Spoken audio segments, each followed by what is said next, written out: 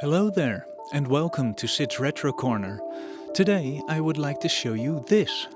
A gateway computer I bought cheaply because the seller said it was not working. So I'm going to clean it up, take a look inside and see if we can bring it back to life.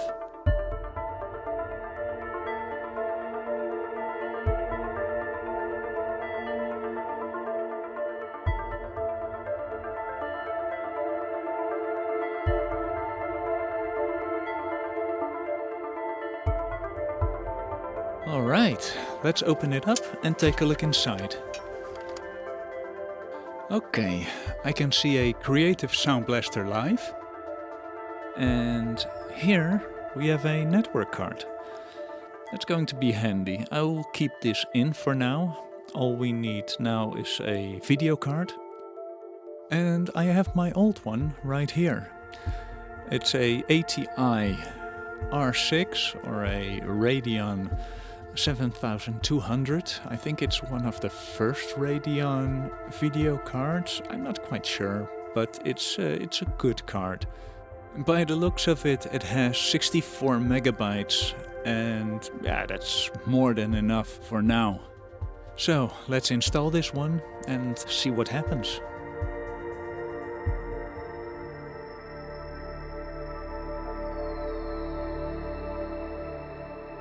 Nothing happens at all, unfortunately. I get no image whatsoever. So I won't remove the cards just yet. I will take a look at the memory first.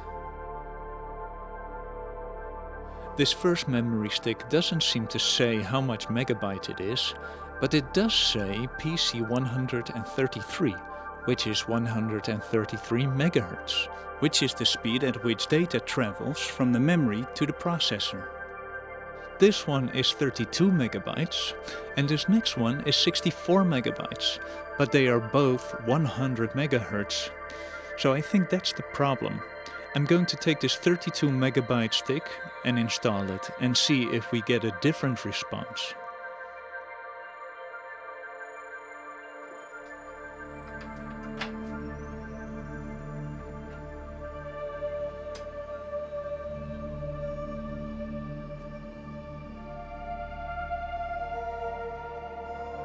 Yes! And it looks like we have a Pentium 3 processor here, running at 450 megahertz. So we have a Dutch version of Windows XP on this system, Home Edition and Professional. Let's check out if it works. Oh, it doesn't. Well, that's fine. I was planning to install Windows 98 on it anyway. But before I do that, I'm going to finish up inside, and I will start with replacing the CMOS battery with a new one.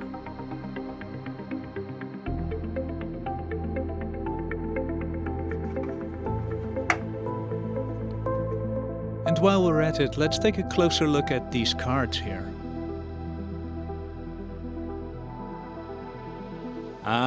So here we have a Creative Sound Blaster Live. I have another one similar to this, and yeah, I mean, it does the job and it will work fine with a Windows 98 system. So I will keep this. Here is a network card, and this is always handy, especially if you don't have the drivers for the motherboard, for instance, or the video card. But yeah, if you have a network card, you just download them from the internet and install them, easy peasy. I'm sure it's a bit unnecessary, but I like it. This is the Creative Live Drive IR, and yeah, you can combine this with your Creative Sound Blaster Live. Let's take a look at the back. Here we have the connection that goes to the Sound Blaster. And here goes the power connector, which is the same size as a floppy disk drive power connector. So yeah, let's get this installed.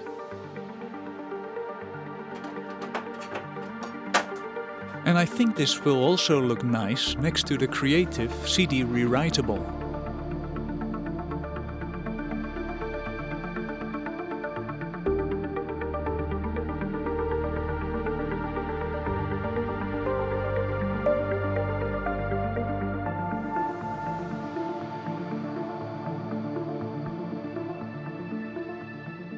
Groovy. I'll move these plates down right here. And then I can install my PCI cards closer together and everything will look a bit more organized. Let's hook up the Sound Blaster to the drive IR.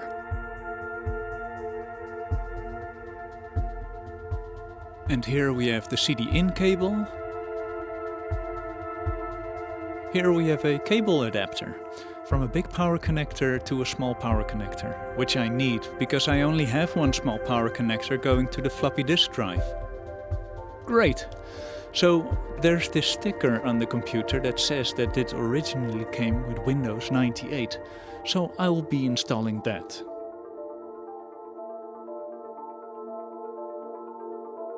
Alright, so it's looking really good.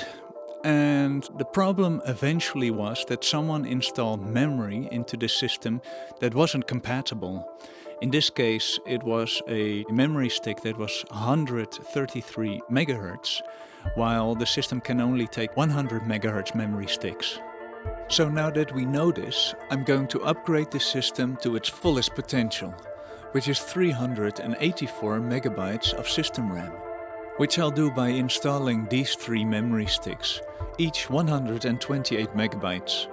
And I was able to find out how much memory I could install by checking out the manual of this particular gateway system, which was quite hard to find because the sticker of the model number was removed. But eventually I was able to figure out it is a gateway E-4200. And I was able to find the manual for that easily online. Now let's see if this works.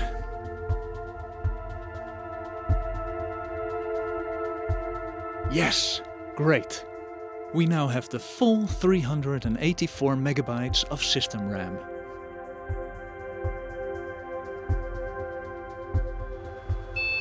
So here it is, an excellent working gateway E-4200.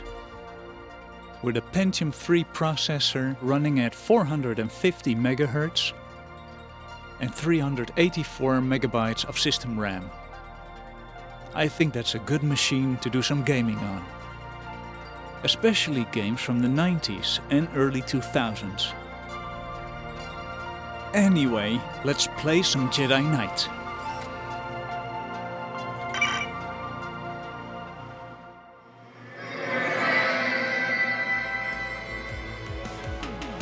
This is currently one of my favorite systems. I'm able to play games on this I used to play when I was a teenager, like this one, Star Wars Jedi Knight. And recently also Star Wars Jedi Outcast. Great game! I definitely recommend these two. What are some of your favorite video games? Let me know in the comment section below. I hope you enjoyed this video. If you liked it, please give it a like. If you want to keep up to date with what I'm doing here, please subscribe. Thank you for watching and see you next time.